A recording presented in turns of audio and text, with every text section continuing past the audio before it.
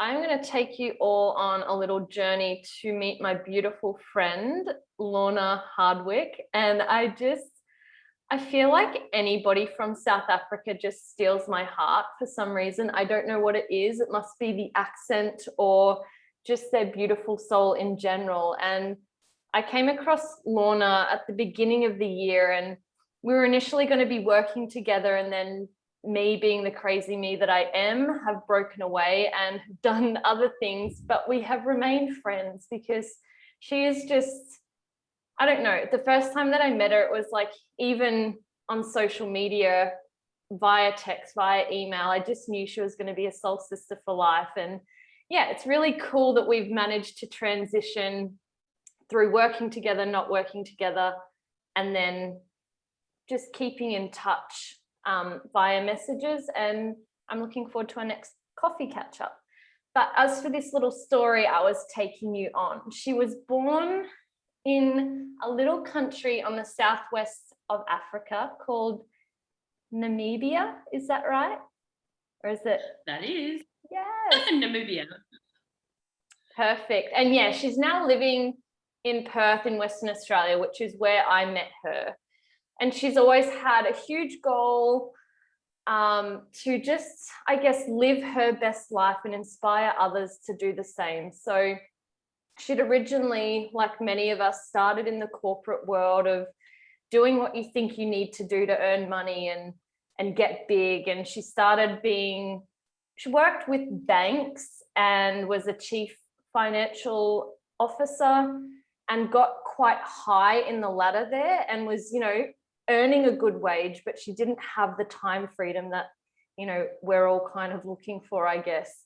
So when you had your kid, really, Lorna, it was that catalyst for you to look for another way of finding, like, how is it that you can earn more money and have more time and enjoy all the bits in between. So that's led her to running her own business now in the personal development industry, which she loves. So it's like a win-win, more time, more money, more love, just in general. So yeah, so here we are. Here's the beautiful Lorna. And would you like to add anything to your story? So like, how was your journey coming through, moving from Africa, coming all the way to Australia? Because I feel like that's going to be cool in and of itself.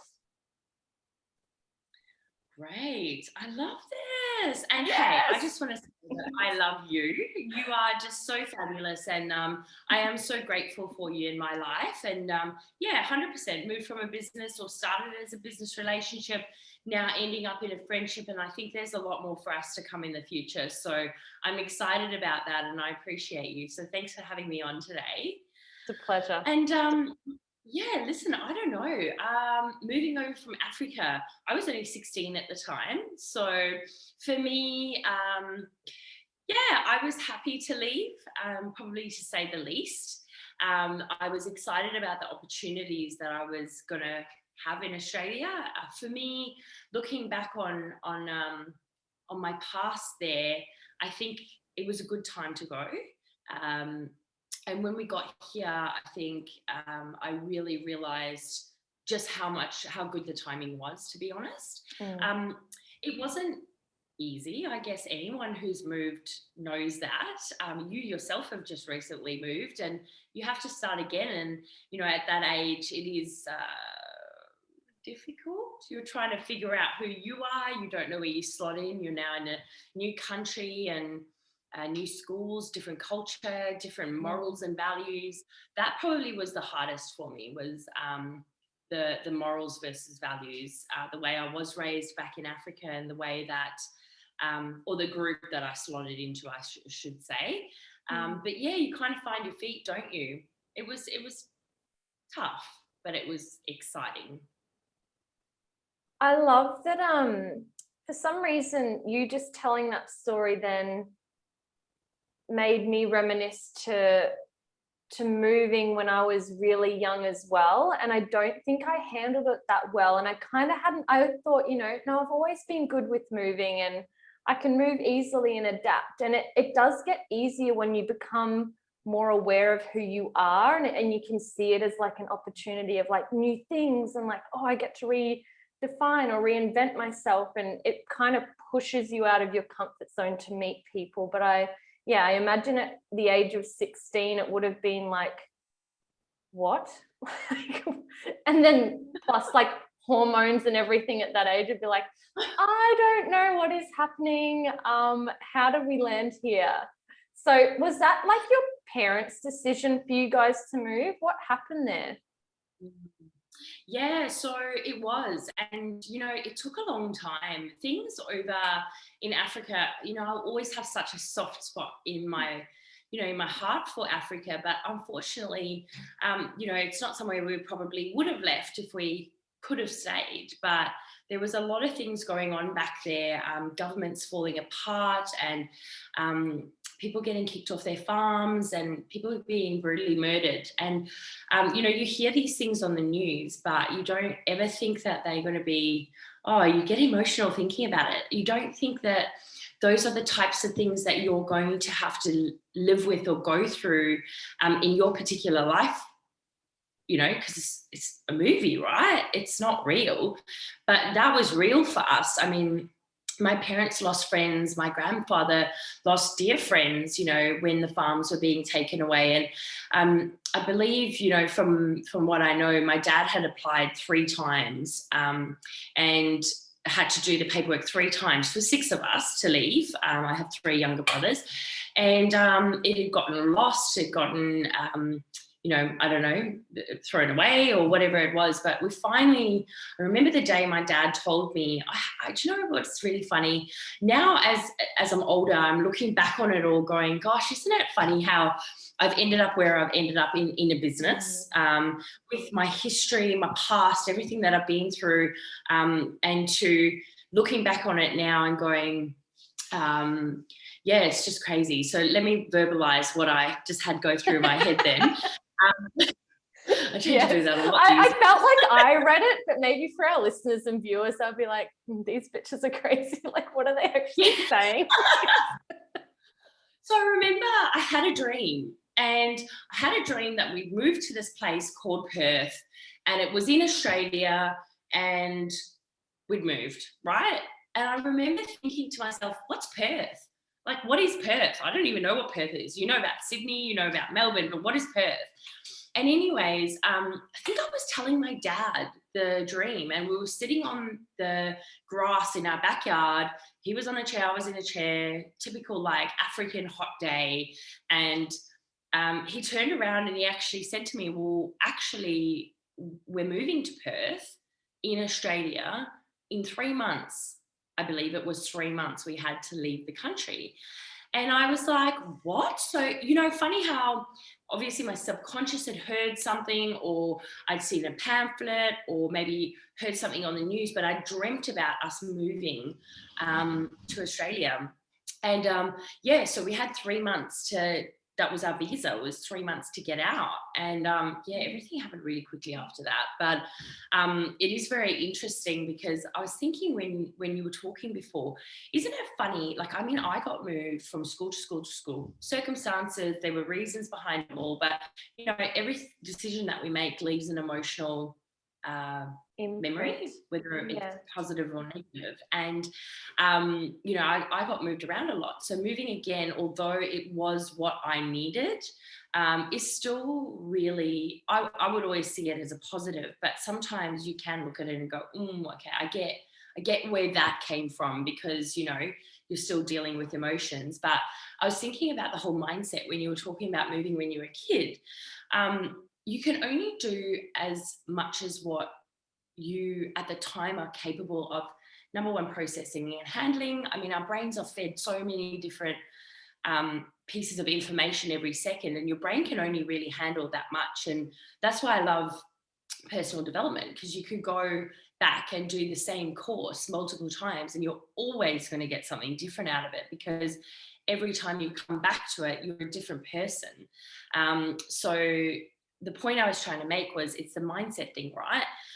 Me moving to Australia was something I saw as a positive. me moving schools so much was not a positive. So it's interesting how the mindset plays so much a massive part in our lives. And I don't think they teach that enough in schools about how much your brain controls the outcome of your actual life. 100% mic drop. Episode over, guys. That's all you needed to hear. She is a complete legend. I love this girl. Everything you were saying, I feel like I was like sucked into the camera. You know that moment where you feel yourself like moving towards you? I'm like, damn, this 2D screen, we need to be sitting together in person doing this for real, because we will do that. We will have. We should have done that actually. We actually should have. Yep. Sorry, guys. We're actually going to meet each other, so this is actually over. I hope you've enjoyed what content has been uploaded so far.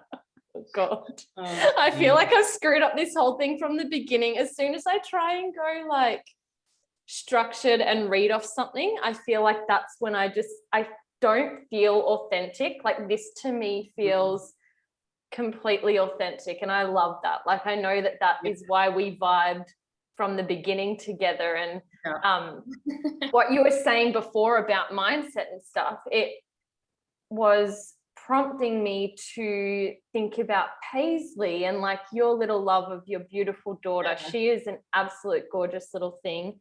Does it excite you with what you get to show her through example, and what, you know, maybe you didn't receive as a child, or the guidance you didn't receive as a teenager, or even an adult now? Like what imprint do you want to leave on Paige as she grows through her childhood, as a teenager, as an adult? Where do you see yourself with that? Oh man, I could talk for weeks on this. Like, seriously. Listen, honestly, I think there is just so much that, you know, life goes on. There's new stuff that gets brought to the forefront. There's new priorities. I'm not acknowledging, if that's a word even, that at all. But I just feel that, you know, I've always been such a free spirit. I've always been there to help the underdog. That's just my personality, right? It hasn't always served me well. You know, it has allowed me to, you know, spend the majority of my school life being bullied or being outcast, but I always had this my parents did a really good job of instilling right and wrong, and we're all equal. There's no difference. We're all human beings on this earth, and we all deserve to be valued and respected and loved. And like I said, you know, there were periods of my life where that did not serve me in the situations that I was at. But I can sit here today knowing that I always did the right thing, in terms of, like, I'm not perfect, obviously, but hear what I'm saying. I stood fast to my values and my morals as best as I could for as much as I could over that period. And it got me to where I am today. Now, when I talk about the things that I do for, you know, my career now, my business, you know, things that I've learned in the corporate world, things that I've purely learned of life experience. And that's probably my biggest learning, has always come from my life experience, not from a university degree or a course that I've taken or whatnot. It's about experience. You know, you can say, you know, as much as you want about Australia, but until you travel Australia and experience the Australian people, you don't really know Australia. And so, you know, let's talk about Paisley then. Oh man, I love that kid. She's like a little mini me, and I love that, because although you know, you make choices in life and you go a certain direction, and, you know, life is just like when you just like go to different places. I love that I can give her that the principles behind, you know, the importance of perception of a particular circumstance, you know, your mindset around something. You know, the people often go, oh, being positive or happy, you know, it's all fluffy. Well, it's not. Like, you know, if you want to be a positive person and you want to make an impact in life, then you can't show up with your feet dragging on the floor. You can't, be there not motivating people. And not everyone, we're all individuals, we're all different, and we're all going to take something different from life. But being that positive driver, it makes a difference in the world. It's almost like that pay it forward thing. Do something for someone else and receive sevenfold, I love that, Yeah. because so many people, they can look at people who are like, oh, only you'd have that, or they look at it as this negative thing of like, oh, you're so happy all the time, or whatever it is. And I think there's a lot of connotation behind that, because some people can be trying to be happy and it's not coming from their authentic self. Like, it'd be like me trying to show my teeth and go, oh, I'm so happy. It's like, you can tell that I'm happy just by like when I like naturally giggle at you, or just like, just our like body language or whatever it is. And it so comes down to perspective. Like, the people that are rejecting that kind of thing or not wanting to see it, I see it as them like disconnected with that part of themselves, or maybe have never experienced happiness, and it's like they're looking at it going, gosh, I want that. And so I know it's something both you and I are really passionate about. Like, they're the people that come into the personal development field. It's like,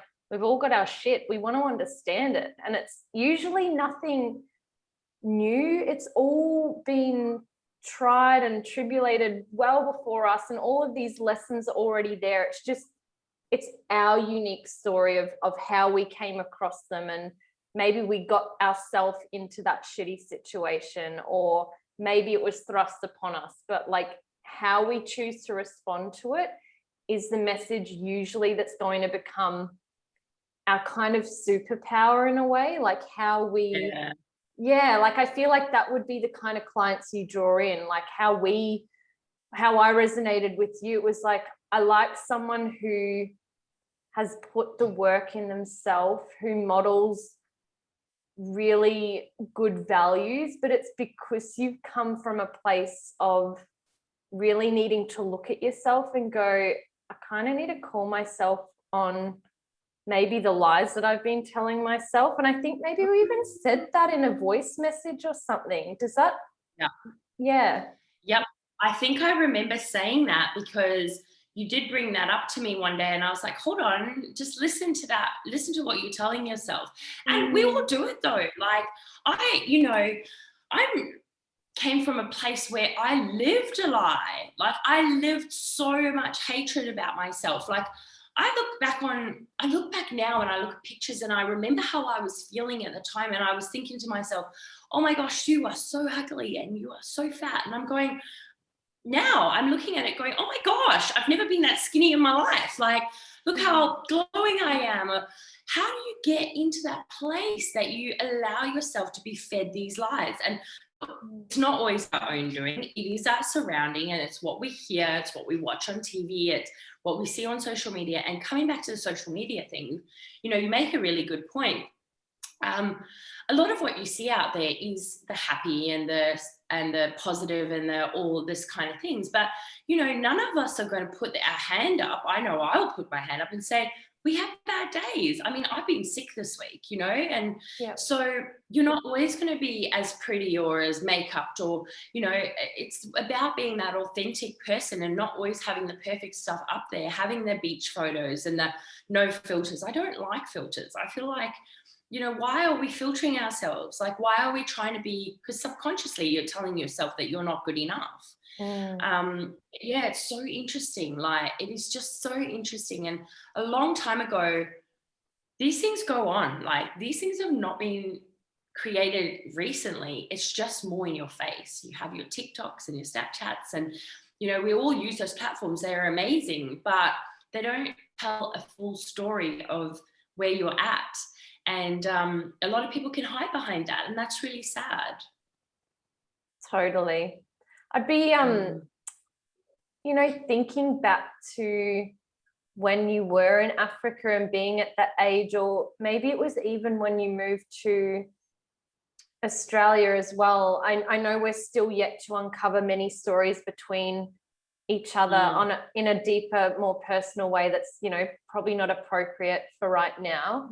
But I would love to know who you were hanging around and what kind of role models were then as opposed to the role models you have now. Because when I see you, I'm just like, damn, like I love this chick. Like her, like imagine everybody, whoever's listening to this, watching this, maybe it's no one, I don't care.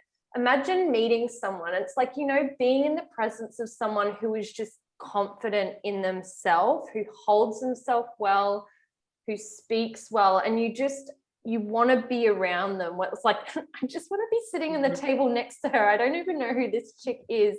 That's the kind of vibe that Lorna gives to me. Even when I see you on Zoom, it's like this energy that you're putting out there and that radiates through. And I would love to know if you can pinpoint the moment where you felt like you were, I hate saying fake it till you make it. I really don't like that line, but there has to be an element of you with, you know, that be, do, have principle where you're being that person that you've become now. And that's going to continue to evolve. You're going to keep growing because that's just in your nature, and it's, you know, in your business as well. But I'd love to know when you actually felt like you were that girl. Wow, what a question. Listen, I don't think there's one defining moment. I'm not at that point where I can just pinpoint one point, because I think, you know, when you look at where I am now and where I was, let's say even 20 years ago, you wouldn't think that they were the same person. And without going into it too much, you know, you go from someone who's lifeless, practically. I'm still the same person, right? But the person that I was back then and the person that I am now are two completely different people. Now, always have loved everyone, but I don't mind having the feedback. I don't mind being myself and not having to worry about what people think. Whereas back 20 years ago, I was all consumed by what people thought of me. And my identity was very much placed on what someone thought of me.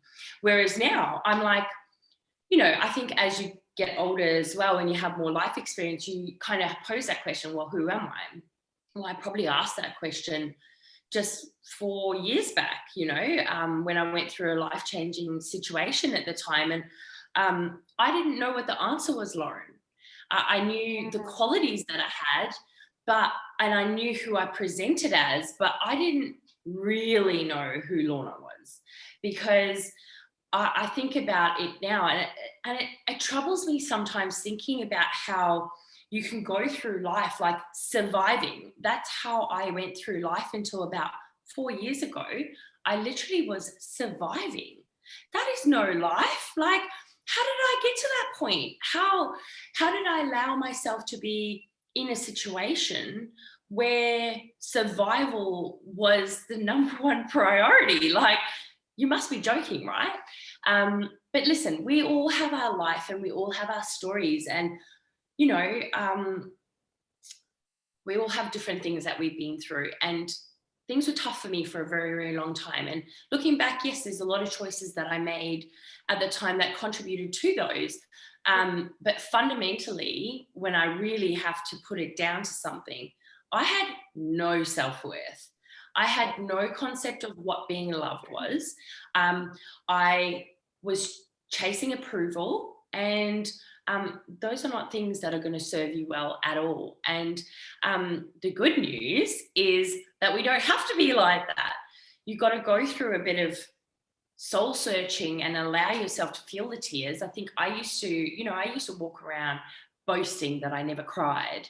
And yeah, at the time I thought that was a really, really good quality to have, because to me, not showing pain and hurt was strength. Whereas now I see it very differently, because there's so much more authenticity there, because I now know that, you know, it's very important to let your emotions out and speak your feelings, and have discussions with people, and have the hard discussions. It's not always gonna be easy, you know, whether it's friendships or relationships or family. And, you know, there's a lot of stuff that happens in life that can't be predicted. but really stripping it down and figuring out who you are, and knowing that you're worth it. If you can get to that point, then nothing else really matters, because I've gone through processes where I've had to cull people out of my life because they weren't serving me. And that probably brings me back to your question initially.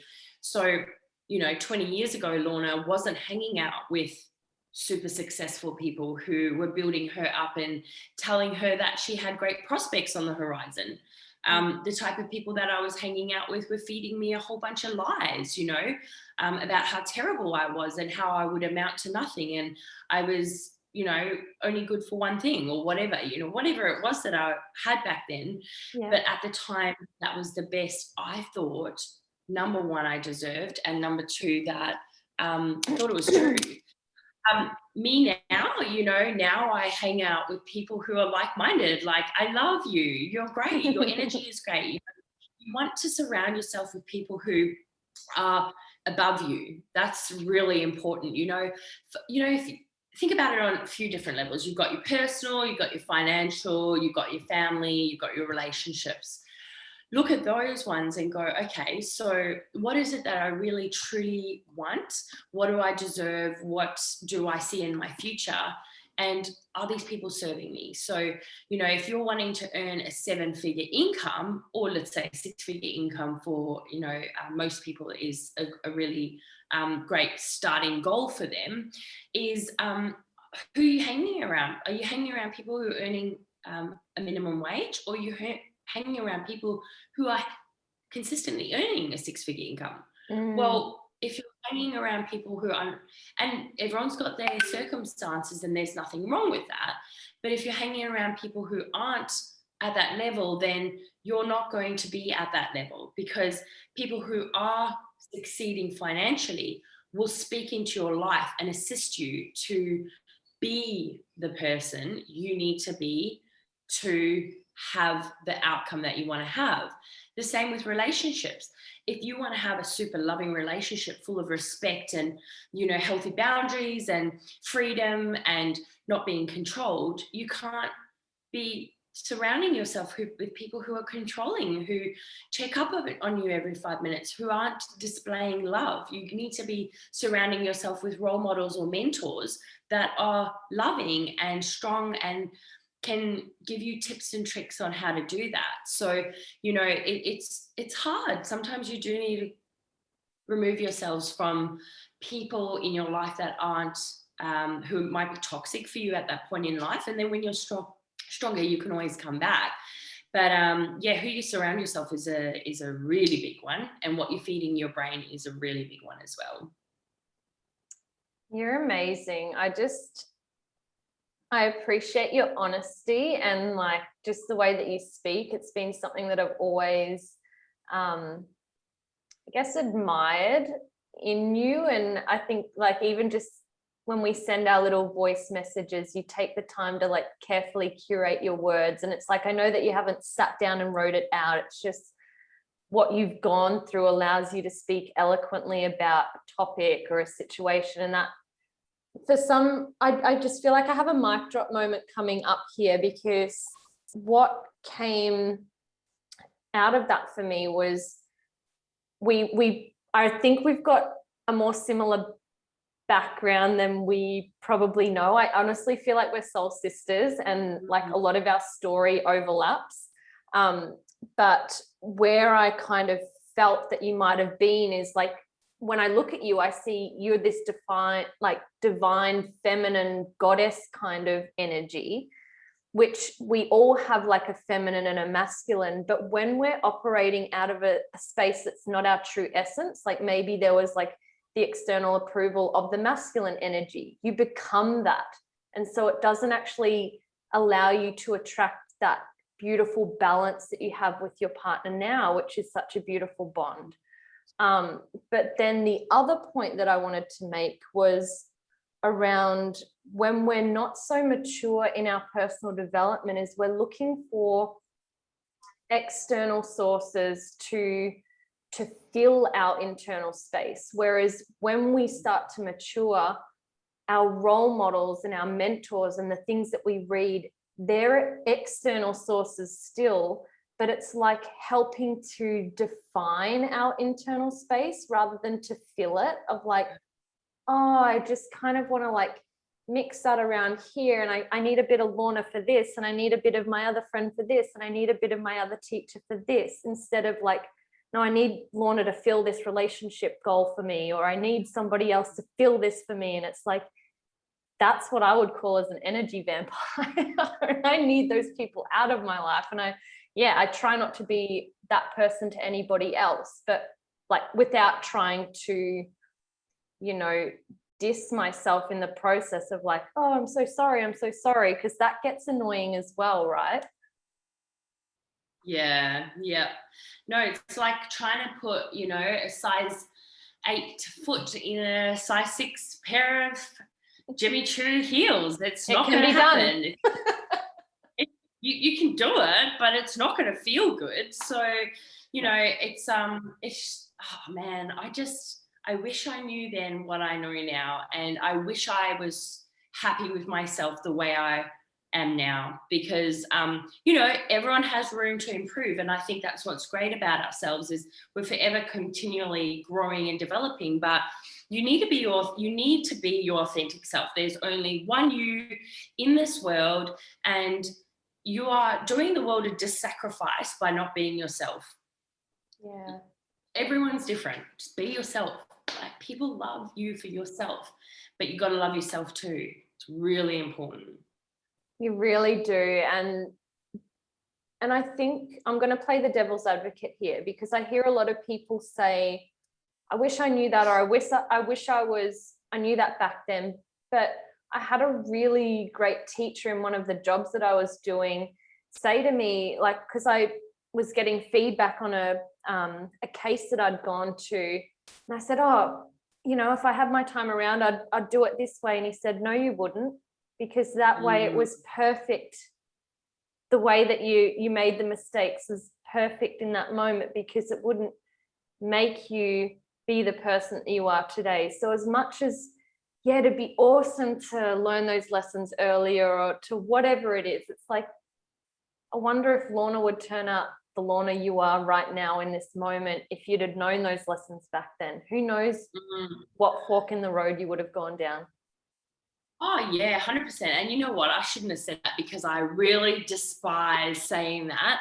But you make a really good point. I always said, always have said, I don't regret anything in my life. And people will go, what do you mean? Like, you've made mistakes? And I'm like, yeah, I have. But, for me, the definition of regret is not learning. So if you regret something, it means that you didn't learn something from it. And, I know that there's stuff that happens to us in life that's not our fault or anyone to blame. It's things that have happened that you can't have control over. But there's always a lesson, bad or good, or negative or positive, or however you want to see it. It is unfortunately a part of life, and regretting something is no good, because regret, whether it's even holding on to unforgiveness, that's a big thing too. I used to think, oh, well, why should I forgive someone? They've done me wrong. But people move on and they get on with their lives, and you're just a person, right? You're just a person that they hurt, and they get over it. Some people remember these things, but most people won't. We all have busy lives. We're all consumed by what we need to do in our lives. And you're the one left with the hurt, and you're the one carrying your hurt around like a big old tote bag of hurt. You're running down the street with your tote bag of hurt. But, it's not serving you. It's not allowing you to break through and move on. And, and so unforgiveness is, you're doing yourself an injustice. You're hurting yourself by doing that. And you don't, I think I did a video about it just recently. You don't have to forgive. I'd encourage you to forgive, but you don't have to forgive the person. It doesn't condone what they did. But, there's so much power in giving someone a phone call, getting their voicemail, getting them pick up, whatever it might be, and just saying, you were an important part of my life at one point, and I just want to acknowledge that. And I know we don't see eye to eye now, but I just want to let you know that I forgive you, or I forgive myself, or, you might think this is crazy, but I need to release myself from this and move on because it's holding me back. And, who cares if you look silly? Who cares if someone thinks that you're a Looney Tune? You're moving on with your life. And sometimes we have to do these things. And, there's a few things that have come up for me of late where I've really had to bite my tongue, because I know what's right. And sometimes in life you'll get persecuted for the things that you know are right to do, but you have to do the right thing sometimes. So knowing who you are and knowing what's right for you against your values and morals and where you're wanting to go and protecting your family, sometimes those conversations are going to be hard, but we're all just trying to do the best that we can in life. And yeah, that's what I wanted to say on that topic. That is like so close to like my recent post. I think that I'm just gonna see if I can find it in my Instagram to read that to you, because I feel like that is basically what you just said. It's like, oh, wow. Be prepared for the emotional reactivity that's going to come when you decide to release a pattern of trying to make everyone else comfortable at your own expense. Yes, I love that. That is so good and so true. Yeah, so true. I'm like, love how you're so good with your words. That wasn't me. I'll tag you in it. That's a quote by Mariam.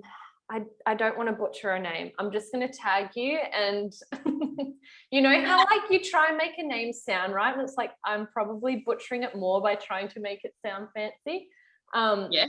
But like when I just, I don't know. I want to sit in that for a while. I want to re-listen to this and hear you speak about certain things just in the way that you've said it, because when we go through catalyst moments and we break into a new person, like we kind of bust out of our little cocoon and we become little butterflies at each stage. It's like, you came to Australia and that was a different chapter of life, and that probably caused a different relationship with your family as you started growing up, becoming who you were, and maybe seeing them grow or not grow, or like what you do or hate what you do, and the people around you as well.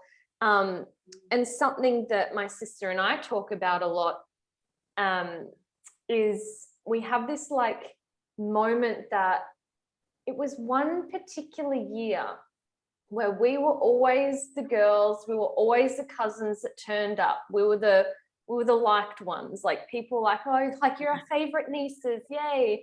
One year we just said, fuck it, like we are not going to the family Christmas thing. I don't know what it was. We both, because we're so connected, we were both just like, not this year. I don't know what it is. I don't know why.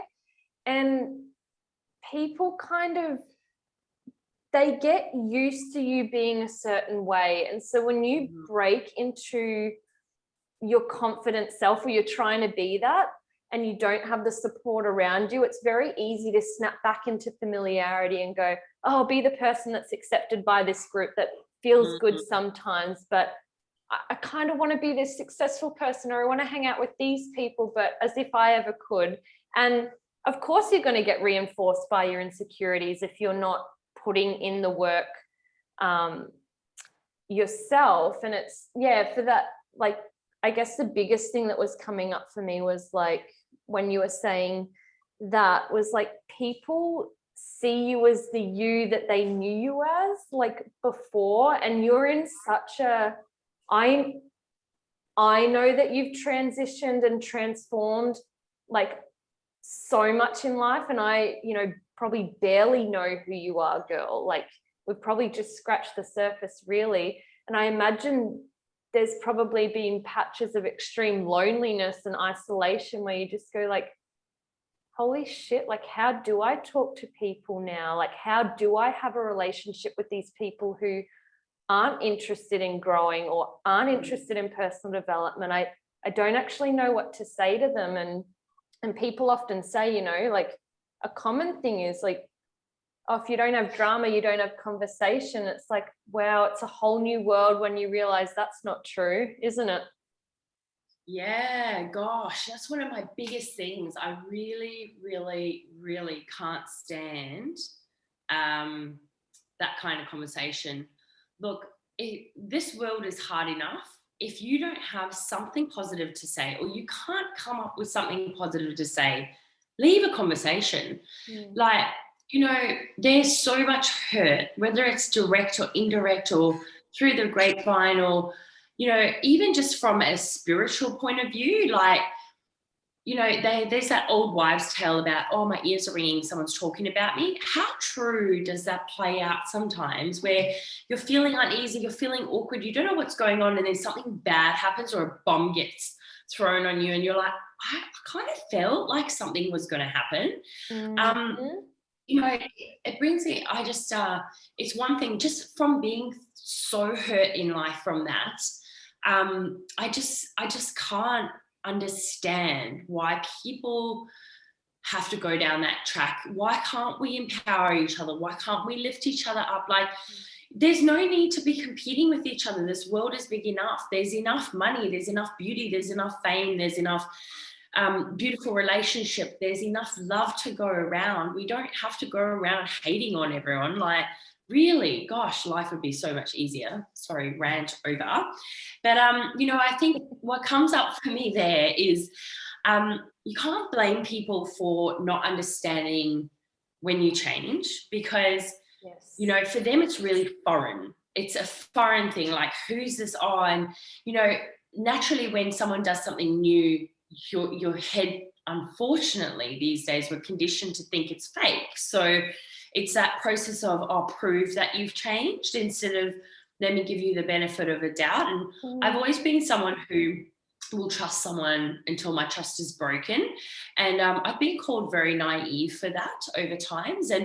But I just believe that, don't we all deserve to be believed in? Don't we all deserve to have that chance? Like, what kind of a life or environment are you creating for someone if you meet someone and they have to prove to you? Like, when we met for coffee that day, I came sort of staunched in there, sat down and was like, right, well, like, what kind of a relationship would we have today if I was like dubious of you from day one? Like, you can't be like that. You've got to trust someone. Like, you've got to give people obviously there's discernment, and you've got to be safe. And I'm not talking about every situation, but you really have to come at it with a beautiful, kind, loving, childlike heart, in a safe way.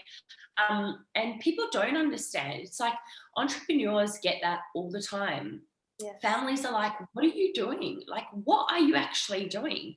I don't understand. And sometimes you've got to remove yourself for a little bit until you get your bearings. Because, when you step out into business for yourself, it's not the easiest thing in the world.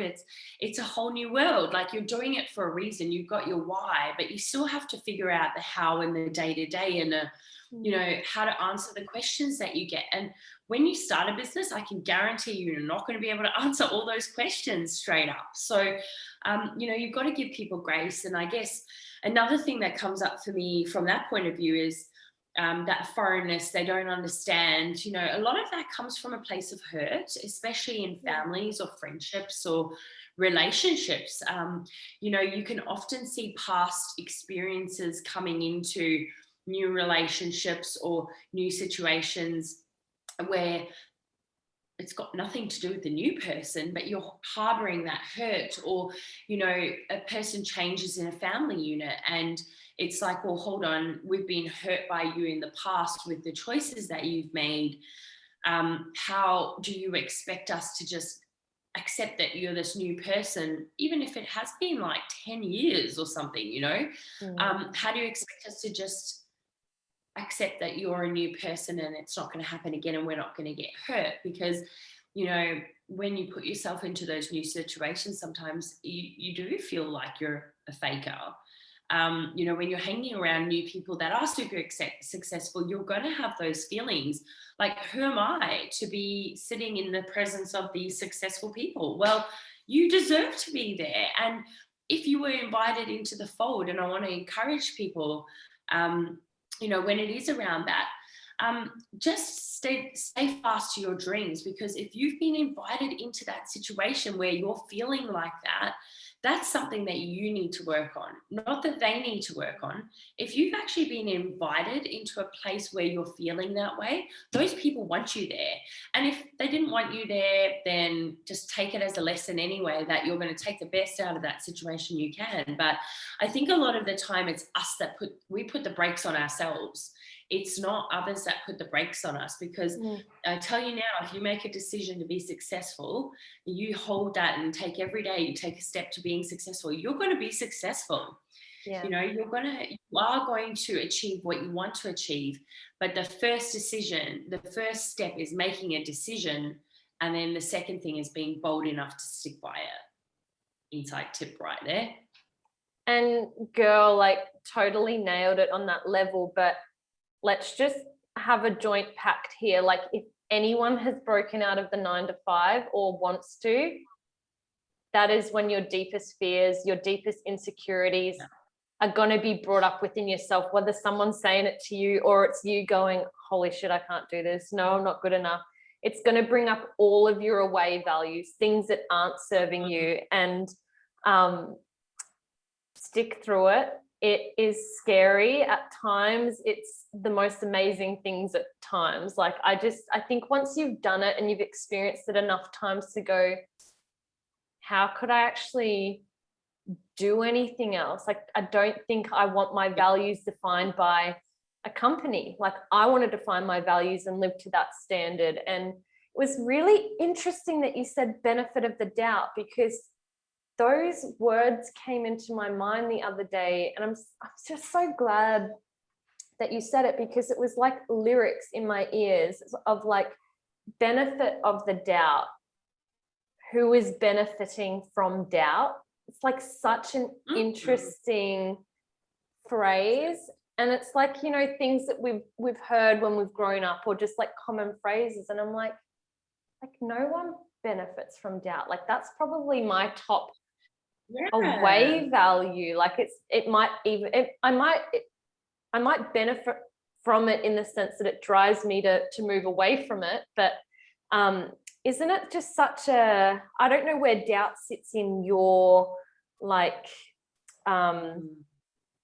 I don't know, in your space, or where that's come into your life at times, but it's definitely on the top of my list for like my immediate insecurity is like doubt.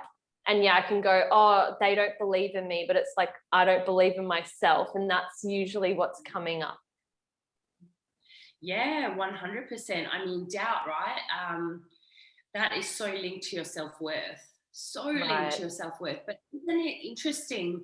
You bring that up, and I just thought to myself again, I love how it doesn't matter where you're at in your life or your journey, or, anything. There's every single day you learn something more and more about yourself or about what you're doing, being so intentional about the words we speak. Oh, wow. Like, benefit of the doubt. The minute you said it, I went, oh, wow. Like I grew up my whole life thinking that was just what you said. But when you break it down into the 3 words that it is, and the impact that it has, and the truth that you're speaking over yourself for that, it's just such a terrible phrase. Like, why do we say that? Why at all? do we? It's and like we do, and why success? When we hang around people, success duplicates, doubt duplicates, conditioning duplicates, and so that for me as well brings me to what I want to ask you next. So I see gratitude as a perspective, and I see each moment as, we might not be able to learn the lesson exactly when we're in it or appreciate what it's giving us, but I'd love to know daily, what is like one thing you do? You can give me 10 or 20, I don't care. How do you see newness in your day and in each moment so that you can appreciate it versus seeing it as like, oh, I have to do this? Like, yeah. Oh, listen, I'm very grateful for a lot of things. And I think being in a state of gratitude, man, how do you explain it if you've not had it before? Like I used to go, okay, brings us back to this whole PD thing, that you can do a personal development course, you can work on yourself, but if you're not invested in it and you're not tapping in and fully concentrating, you're not going to get anything out of it. It's a tick box, right? You're not doing anything. Gratitude for me, it's a feeling. It's, I was told that I couldn't have children. And for me, that was devastating. That was absolutely devastating. I swear I was born to be a mother.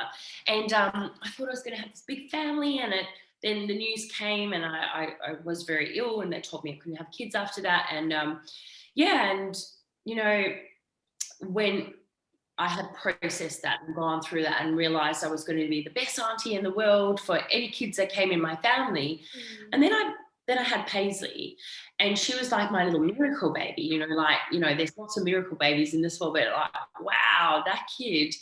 And, how can you not live in a permanent state of gratitude when something miraculous happens? Or, how can you not be grateful for the life that you live when you come from a third world country to a first world country, or where you were brought up being fully controlled by the circumstances of a particular nation, to a country where it's a land of opportunity? Like, how can you not be grateful? So for me, I just feel like the more grateful I am, the more greatness I get. I'm so grateful every day to be a mother, to be able to have the tools to invest into my daughter's life, to have a business where I can empower women and men around the world, not just in Perth, not just in Australia. I have the opportunity to be living in the 21st century where I can help people, not just my next door neighbor. That's exciting for me. New cultures, new, relationships, new, learning about other people's lives, and being able to take tidbits onto my life, and helping people succeed, and inspiring people, and not just inspiring them through the good, it's inspiring them through the challenging as well. Like, life is not perfect, and I have so much to be grateful for. I don't know how to pinpoint that. I think for me it's giving yourself the space to actually sit down and be grateful, because as I mentioned before, with the whole, like, let me tick a box and just say, oh, I'm grateful for my house, I'm grateful for the food on the table, I'm grateful for this or that. With visualization and gratitude and trying to move yourself forward, there's a lot of who we are and where we go is really encompassing of our emotional state and feeling things. And for me, I can remember actions, and I can remember, positive things, I can remember traumas. But when I strip that back and go, what do I remember? It's the feeling that I remember. It's not always the pain or the pleasure side of it. It's the feeling. Yes. How did I feel when that person said that to me? How did I feel when I let my parents down? How did I feel when I went to bed and might have raised my voice at my daughter? Those are the things that stick with me, are my feelings, not so much the event itself. I know that's a part of, trauma management, is people will block out things in their life, because you can't really always remember everything because you've got so much emotional stuff to deal with. But yeah, the feeling side is really important, and the gratitude portion of just getting started. If you're not sort of spending time being grateful and you're sitting there going, what are these two on about? Like, right. Sit there and actually make yourself uncomfortable, because where you step outside over that line where you're uncomfortable, that's where the magic happens.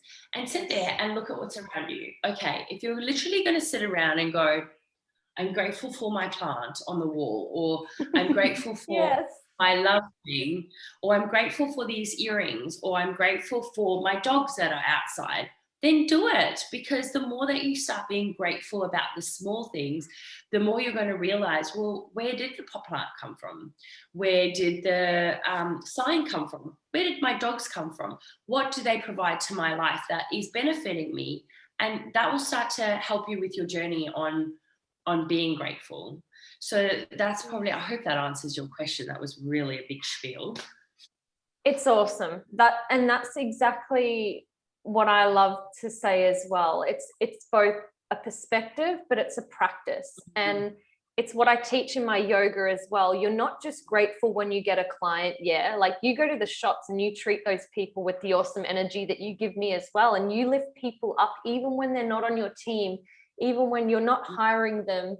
It's like, I remember a Tim Minchin video that I watched. He's like, treat the cleaner the same as you would treat the most successful business person that you ever trained. You know what I mean? And it's like, that's 100% the values that I live to. And I can imagine that you'd be very similar in that you don't just go to the shop and you be this big hoe bag and like, oh, yeah, you could have packed that quicker or whatever. It's like, no, you still give them the time and the kindness and the engagement. And that's everything that you would do with your prospects. Do you know what I mean? So it's like, if you're practicing that, like, gratitude when you take out the bins, like, oh, I get to take out the bins today, it's going to be a hell of a lot easier when those awesome moments come. But it's not getting too lost in the big or the too low. It's like, wow, this is just a really beautiful gift of life. Like, every moment really is a gift. And like, you can get excited and go get super excited or go have a really big cry and really feel it. But when we get too lost in the emotions that we feel, it's like, it takes us away from just that simplicity of, we have literally been gifted life. Like, why the hell was the sperm and the egg for you to come together now? Like, why was that created? I don't know. Just go and sit with that question if you're feeling in a weird state. It's like, I feel like you have to come out of that going, there have to be some level of magic. Like, surely that's not coincidence, right? Like, even with you having pays, it's like, they said you couldn't, but you defied that. And like, who are they to say you couldn't? What the hell? Like, it confuses me. Yeah, such a blessing, such an absolute blessing. My whole life is just, I'm just I'm so grateful. It's just the last 3 years for me has been a complete game changer. 4 years max, but 3 has been magical, and it's one thing after the other. And I think there's so much to say about getting intentional and finding respect for yourself and loving yourself and knowing what you deserve, even when sometimes that means you've got to wait quite quietly and patiently by yourself. That pay, that return that you get, and that love and gratitude that you get back, and those people that start to build you up and surround you and are part of your journey is so special. It's so worth the wait. The hard wait sometimes is necessary because there's a refining in the fire, isn't there? Through fire comes refining. So I love that. I would spell that as like refining. Is that how you would spell it? Oh, refining. I'm such a wordy, but I feel like that should be your next blog post or whatever you do. Fire. Yeah, perfect. Last question for you, Miss, before we wrap this up and we get all of your details that I'll put in the show notes below. What would be your greatest learning from having Paisley in your life? Like, what does she teach you about yourself? I love that question. When you said that, I was like thinking, oh, what am I going to say here? But then I was like, there's only one thing to say.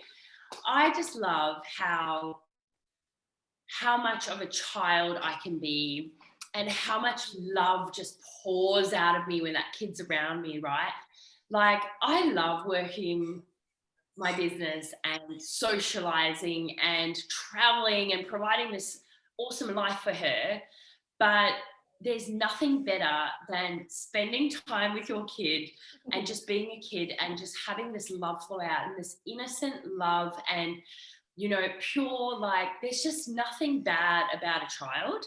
And she just really has made me realize, amongst a few other things that have happened in the last few years, what real love feels like and what real just transparency and authenticness is.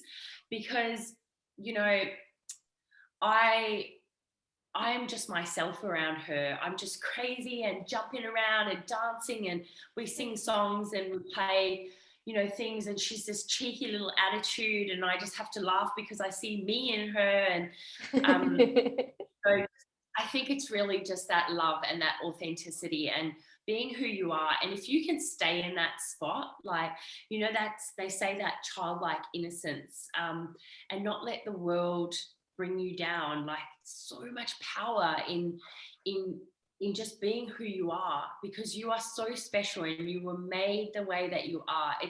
It's not us who changes the world, that we allow to change us.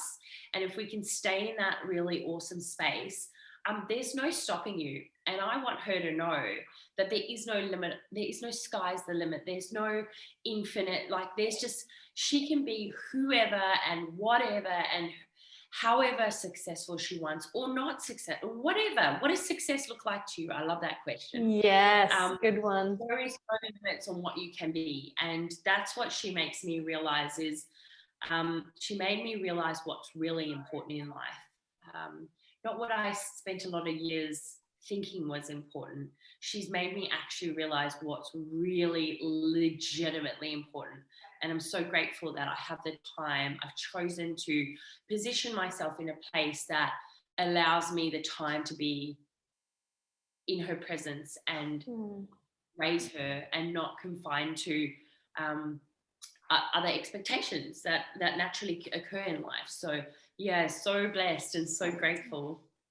That's a legacy and a half to, you know, to remember that story when she grows up and when you're being challenged and all of that. And I just want to acknowledge as well in you the strength that it must have taken to have been told that information and to override your body's cell response. Because my mum was told she couldn't have me. I was the last child as well. They said, you'll never have another kid.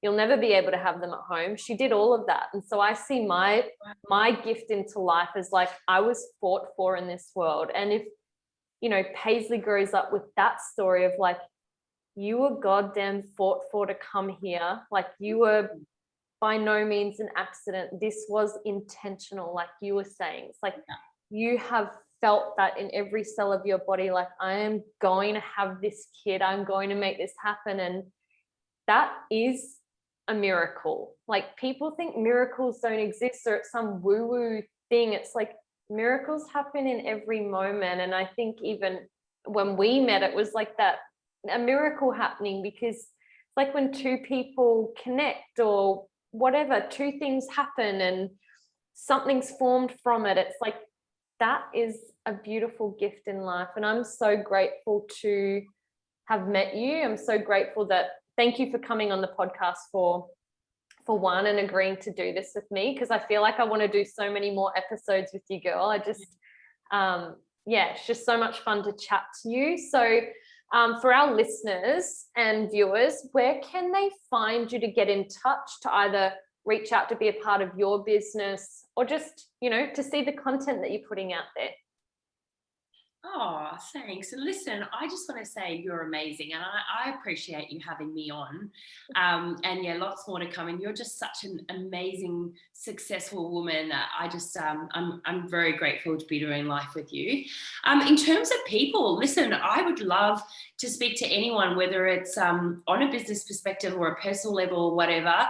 My business name is Enhance Me, Empower Me. So I have my socials, so Facebook, Instagram, and LinkedIn, and all sorts of lovely things that are floating around the internet these days. And obviously my website is there. So that's www.enhancemeempowerme.com.au. And keep a watch out. I'm going to be expanding out into a bit more business coaching, actually. And that will be lornahardwick.com.au. So that will be coming up in the next few months. Very exciting, girl. Yes. Like I said, I'll pop all her details in the show notes. You know, it was much like how I came across her. I just got a vibe. If you're listening to this, watching this, and like, I just want to be her friend. She's that kind of person. And yeah, like just be mindful as well that people that run their own business can be really busy. So if she doesn't get back to you right away, like I'm saying, reach out. Yeah, get amongst it. You know, it's like she's got her life as well. So don't be like, well, Lauren told me to reach out and she didn't get back. And it has to, again, like it has to be authentic, which is what we say in business and what we say in our own personal life. Like it has to feel right. If you're just connecting to get a name or to, you know, be with, I want to know that this person was on my podcast or this person said I was this. Again, it's that external validation versus actually I want Lorna as my external source of the internal qualities that I'm trying to embody. So yeah, that's just my little way of wrapping it up. Thank you so much for listening, for watching. I have had an absolute ball with you, girl. And I feel like we really need to, I feel like we need to start something called Lorna and Lauren. What do you reckon? Yeah, let's do it. I'm keen for it, 100%. Cool. All right. Well, we're going to do that. You're beautiful.